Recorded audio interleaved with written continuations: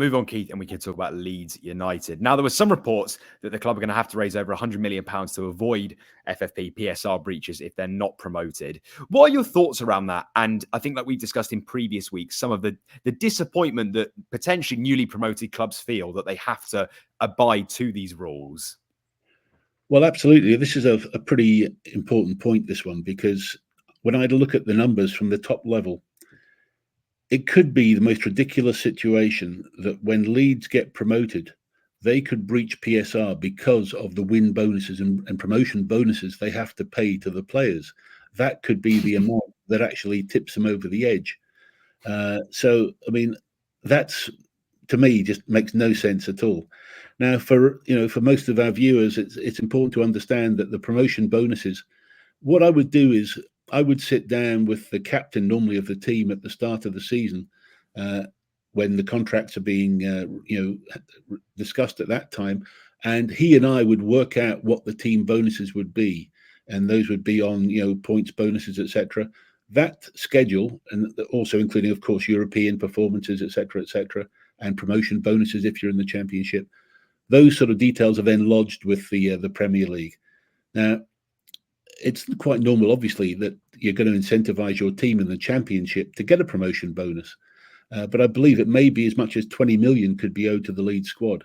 And that could be enough to push them over the edge, which I find to be ludicrous. So it comes back to what I've been saying for quite a few weeks now, that there's got to be some type of amnesty for the clubs that do get promoted. Give them 2 or 3 years to try and establish themselves. Maybe, I don't know, add another 50% of value to the amount of losses they can lose. We've got to find some mechanism to give those clubs a chance. We saw the 3 promoted clubs go down again straight away this season, which is not healthy. And so we've got to give them a fair chance to go ahead and do something if they can. And it makes the league more exciting and more competitive if you've got some fresh, exciting, clubs coming up.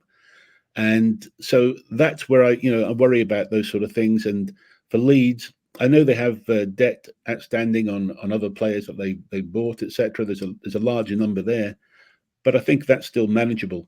But that could be the silly situation that we could be in if that actually happens. Now, of course, they've still got to win the playoff final against Southampton. That's going to be a very tough game. I've experienced the sadness and the loss and the absolute gutted feeling of losing a playoff final. We all know the most profitable game in football, etc. And believe me, it's heartbreaking to get that far and then to lose. So one of those 2 teams is going to feel that loss. It's going to be sad, but of course the usual deal normally gets done, which I did with Fulham, is that you call up and you say to your opposite number, okay, whoever wins, you give your gate money to the other team, to the loser. So yes, we got all the gate money from the playoff final, but believe me, we'd rather have had the Premiership promotion money. That's the way it works. But it gives you sort of something in your handkerchief as your tears fall into it. But hey, it's a tough day coming up, and I feel really, really worried for both clubs because I know how much it means.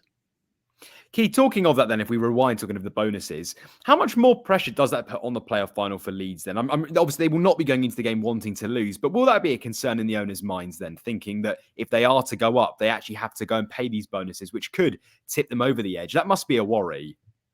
Well, I think, as I've said before, like with Leicester, that I think you'd rather fight those sort of things from being in the Premier League.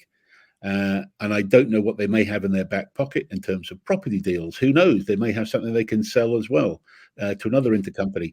The 49ers also obviously have big strength, and all their celebrity owners, the golfers, etc.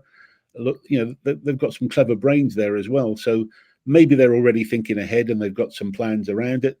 But whatever it is, I would rather be fighting those battles in the Premiership than in the Championship. And if they do stay in the Championship, then I think it's going to be a really tough battle to get the finances in shape. And I would expect to see some of the players picked off from the Premier clubs in the next few weeks. So it's certainly a lot at stake on this game, as much as ever. And Keith, if we talk about sort of looking at the fixture itself, who do you expect to win? Do you think Leeds go into it as favourites? Do Southampton? I think Leeds now go in as favourites, given the sort of, they come back into form slightly in the playoffs. Southampton are also folks, showing that they can match teams. They're very dangerous on the break. I've always had a soft spot for Southampton. I mean, I remember going to visit them in the days of Mick Shannon and Terry Payne, going way back to those days, and when they won the cup as well, 1-0 against Man United. So I remember the Saints as always been a good free-flowing football team. I think it's set up to be a very, very tight game. I think Southampton on the break might steal something, but Leeds are going to be consistently dangerous as well. I think one of those things may be decided by a red card, is my gut feeling. So we'll see how it plays out at Wembley. But as usual, so much at stake. It really is very hard.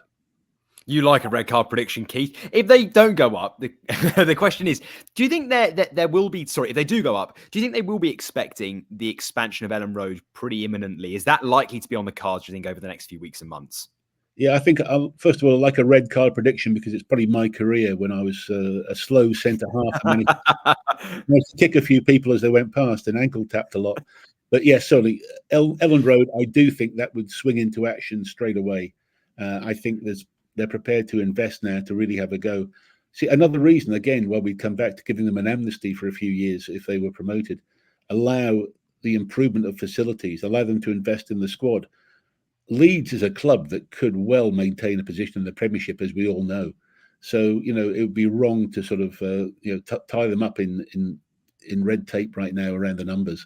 So anyway, look, that's where we are. It's I can wish all I want, but I think Leeds will go ahead with facility improvements. It's in a great location, just not far from the motorway, not far from the city, really. And so, look, good luck to both clubs.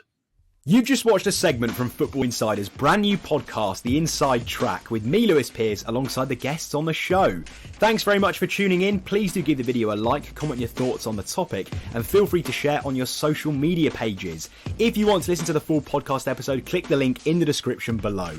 Keep your eyes peeled for plenty more content and exclusives here on The Inside Track.